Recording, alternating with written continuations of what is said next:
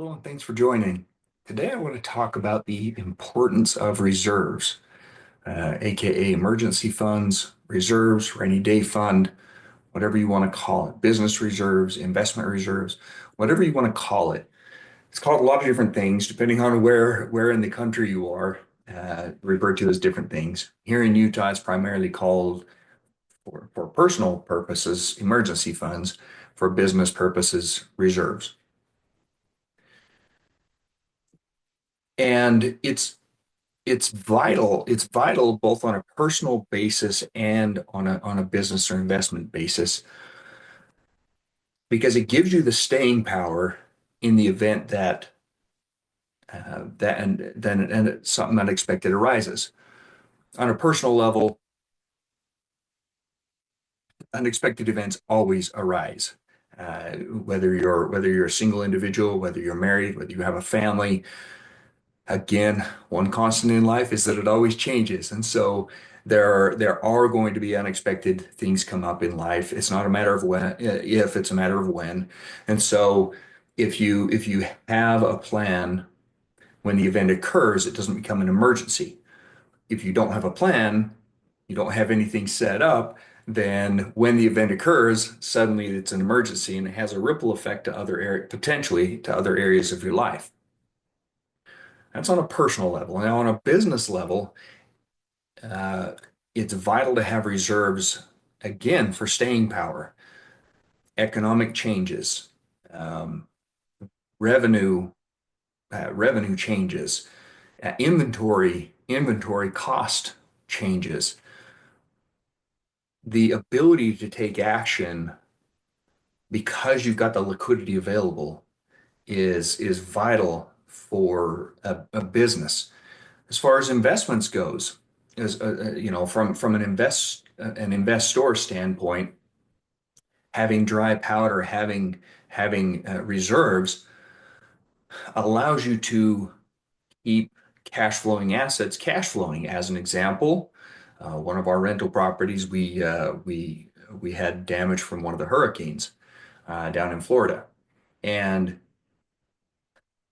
it damaged a roof, so that, you hear, oh, you got to, what if a roof blows off? Well, we didn't have the roof entirely blow off, but we had a lot of damage to the roof, which can make it so the tenant can't stay in the home. Now, luckily, we were able to get a crew in there very quickly. We were able to make the repairs, but it's because we had reserves to be able to do that. The thing with an asset again is anything that puts money in your pocket. So a rental property would be considered an asset because it's cash flowing. It's continually put money in your pocket. However, if you have damage like a roof blowing off or significant damage to a roof, then and your tenant can no longer stay in that home, that asset can turn into a liability very quickly because you've still got mortgage payments, you've still got insurance, you've still got taxes, you've still got utilities that have to be on the home. So an asset can become a liability very, very quickly unless you've got the ability to quickly make the repair and keep the tenant in the home in that example, which would then allows the rent to continue to come in and it continues to be an asset. So it's vital to have reserves and adequate reserves based on your circumstances. Everybody's circumstances are different, whether it's personal or business or a combination of both. I recommend having both personal reserves and business reserves. And again, depending on your circumstances, those might change dramatically from, let's say 3 months of personal reserves to potentially 6 months or 12 months of personal reserves, depending on how volatile your income sources are. For business reserves and for business reserves and investment reserves, it's also going to be dependent on circumstances and how consistent that income is, or how consistent the revenue is. For business, it's called revenue. For personal, it's called income. So how consistent that revenue streams, your revenue streams are. Are you seasonal? Is it consistent every single month throughout the year? Do you have slow times, busy times? Uh, those will all determine the amount of reserves that you've got to have on hand. Again, it gives you staying power. For investments, like real estate, as an example, you'll want to have enough reserves to be able to handle most anything that comes along. It might be a percentage of your investment portfolio. It might be a certain dollar amount. And ultimately, you know, you might have the same reserve, so to speak, for five properties as you do for 50 properties. And the reason for that is because, if you've got five properties, your exposure, especially if they're all concentrated in one area, your exposure to, let's say, hurricanes, as an example, if you've got five properties in the same area and they all have uh, uh, exposure risk to hurricanes, you may want to keep a substantial amount of reserves on hand for those five properties because if you have if you have a major hurricane come through or any natural disaster that wipes out five of your properties, you got to be able to get those five properties up and running and rentable again. Where if you've got 50 properties, the likelihood of all 50 properties having an issue is not very high. You have a very low probability of that. Um, the mere fact that might have 50 properties in a specific area, right? You're likely gonna be more spread out at that point in time. So if there is a natural disaster, it's not likely to hit all 50 properties, although it may hit five. And also, if you're cash flowing five properties, the ability to recoup or replenish those reserves is substantially different than if you have 50 properties. With five properties, it might take you 10 months to recoup. With 50 properties, it may take you 1 month to recoup. So the ability to handle those circumstances as they come along will determine again the size of your reserves. One thing that got a lot of people in trouble in 2008 is not having reserves. And I'm talking about investors and business owners. And it took a lot of individual families out as well. When I say individual families, I'm talking about they lost their home maybe, or lost cars and toys or whatever because income dropped substantially and they had no staying power. So that wiped out a lot of families, but a lot of investors felt it too, and a lot of people who thought they were savvy investors. The market was going crazy in 2005, 2006. And so a lot of people were just getting into the market. They were buying real estate simply because they said, hey, I can buy it now, and 3 months later or 6 months later, I can turn a substantial profit. And that was great. And it works until the music stopped, which it did in 2008. There was an economic crash, and that started wiping people out.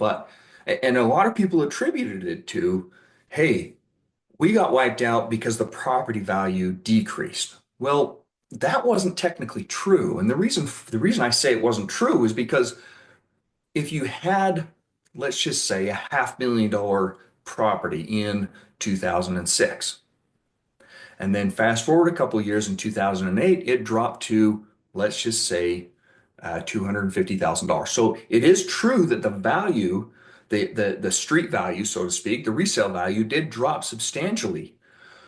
But that same property in 2008, if they would have had the staying power, that property value has now come back up, and that same property that was worth a 500,000 in 2005, 2006 is probably worth 1 million pretty easily right now.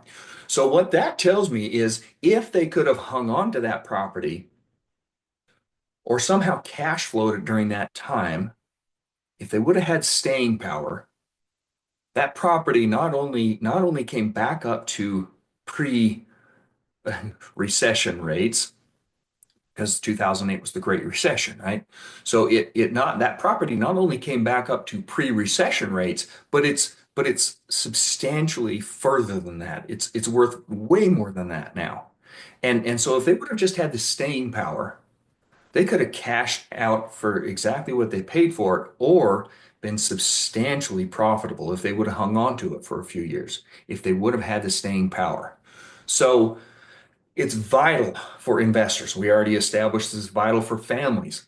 Now we've established that it's vital for investors, and now let's talk about business owners.